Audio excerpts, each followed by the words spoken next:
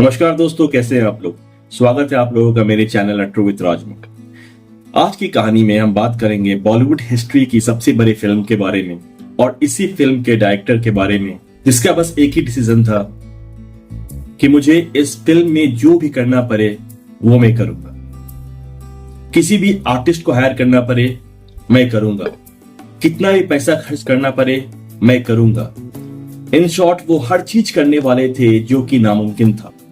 ये movie India का आज भी सबसे बड़े मूवीज में गिना जाता है और जिस मूवी के बारे में बात कर रहा हूं वो था मुगल-ए-आजम। इसके डायरेक्टर थे आपके के आसिफ साहब और के आसिफ साहब ने ठान लिया था चाहे कुछ भी हो जाए मुझे इस मूवी को इंटरनेशनल लेवल तक लेके जाना है।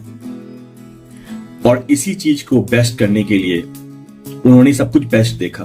Best costumes, best actors Dilip Kumar, Prithviraj Kapoor, Madhubala, best music director Naushad साहब।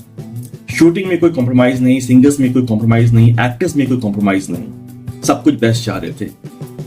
पर इसी बेस्ट को सर्च करते करते वो एक ऐसे मोड़ पे भी आ गए थे जहां पर उन्हें ढूंढना था इंडिया के सबसे बड़े क्लासिकल सिंगर को। और उस क्लासिकल सिंगर ने एक ऐसा बड़ा अमाउंट मांग लिया जिसे सुनकर सब लोग दंग रह गए। पूरी कहानी क्या है, मैं किसके बारे में बात कर रहा हूं, चलिए आराम से बात करते हैं।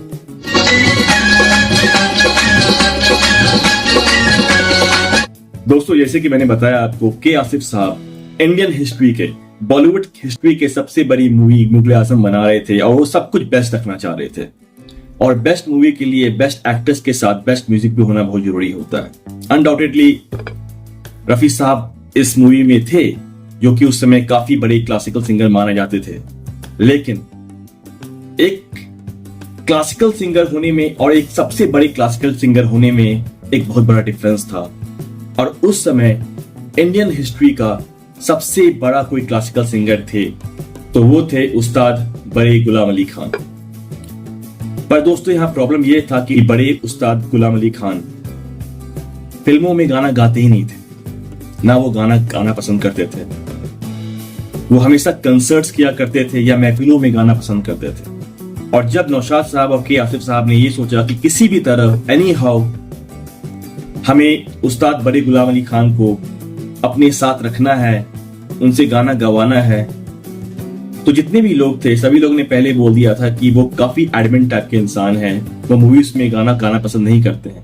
अगर आपको ट्राई करना है आप कर लो, लेकिन आपको जवाब में ना ही मिलने वाला है। फिर भी दोनों जिद्दी थे, नौशाद साहब भी और के आसिफ साहब भी। ये दोनों साथ गए उनसे मिलने के लिए और जब वो मिले उनसे तो उस्ताद जी ने साफ मना कर दिया, ये कहते हुए कि मैं ये गाना नहीं गा सकता आपके लिए, क्योंकि मैं सिर्फ महफिलों में गाता हूं, फिल्मों में नहीं गाता।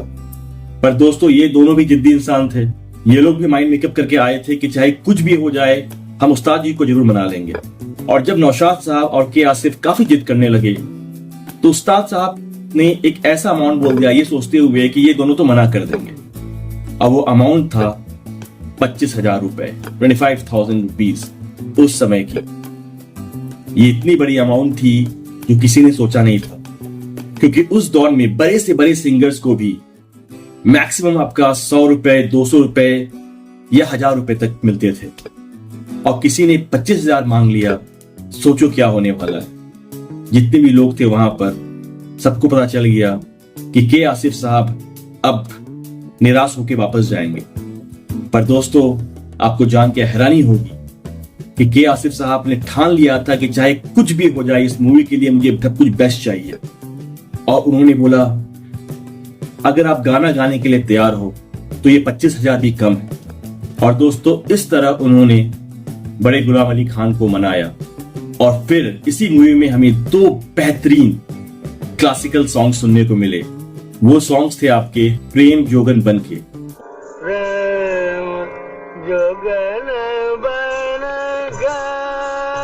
और जो दूसरा सॉन्ग था वो था आपका शुभ दिन आयो।